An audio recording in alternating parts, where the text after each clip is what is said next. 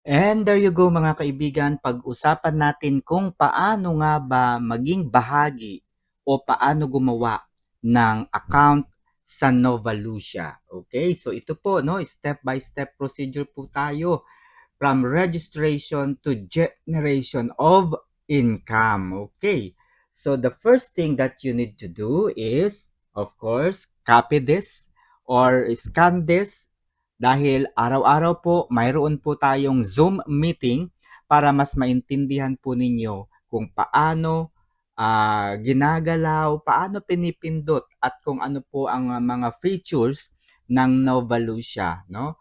8 o'clock po ng gabi ang ating Zoom discussion, okay?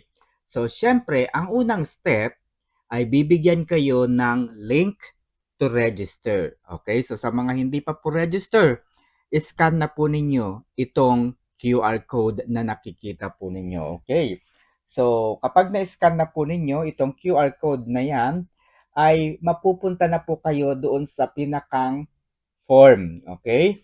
All you need to do is to write your mobile number.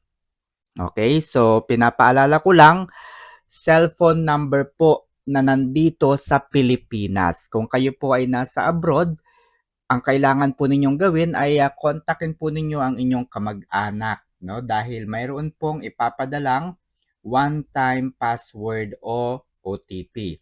Ilagay po ang password at syempre huwag na ninyong papalitan yang nakikita ninyong code S44XP2.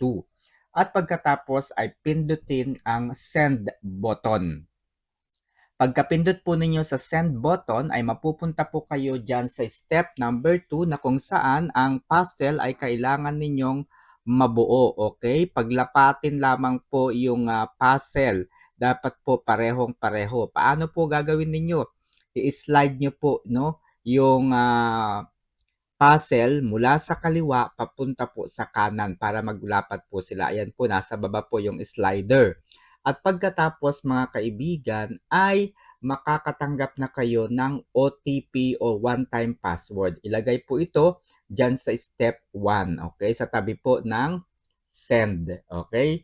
At pagkatapos ay pindutin na po ang register, okay? So, kapag register na kayo mga kaibigan, ang susunod na step ay kailangang ma-verify po ang inyong pagkakakilanlan. Okay? So, i-verify po ninyo yung inyong ID. Paano po yan? Ganito po ang procedure. Sa dulong ibabang bahagi, no, sa gawing kanan, ay makikita nyo po yung mine button. Okay? Pindutin nyo po yung mine button at makikita po ninyo under po ng My Services yung ID Verify. Pindutin nyo lamang po yung ID Verify at mapupunta po kayo doon sa registration po ng inyong identification. Kung ang gamit po ninyo ay passport o kaya naman ay UMID ID at iba pang mga ID, kung ano po ang nakikita po ninyong pangalan doon, kung kompleto po yung middle name ninyo, ibig sabihin hindi po initial yung nakita ninyo, yun po yung ilalagay ninyo sa name, okay? Na nakapaloob po dito sa real name authentication. Isulat po ng buo ang inyong pangalan. Kagaya po ng nakikita ninyo, si Jose Cruz Santos. Okay? Buong-buo po no yung kanyang middle name Cruz. Siyempre yung kanyang ID number kompleto rin po no. Ang tatanggalin nyo lamang po ay yung dash. Okay? Dire-diretso lamang po yung pag-i-input ng ID number 0028-121-51609. Wala pong dash. Sa front po ng ID, ang ilalagay po ninyo dito ay ang harapan po ng inyong identification card o ID po ninyo. Sa likod naman po ng ID, ang ilalagay nyo lamang po ay ang nakikita po ninyo. Paano po yan? Hawakan po ninyo ang harapang bahagi ng inyong ID. Ilapat po ito sa inyong dibdib o kaya malapit sa inyong dibdib at magpakuha po kayo ng larawan sa inyong mga kasama kung nasaan man kayo nang ginagawa ninyo ang registration with Novalucia. Okay?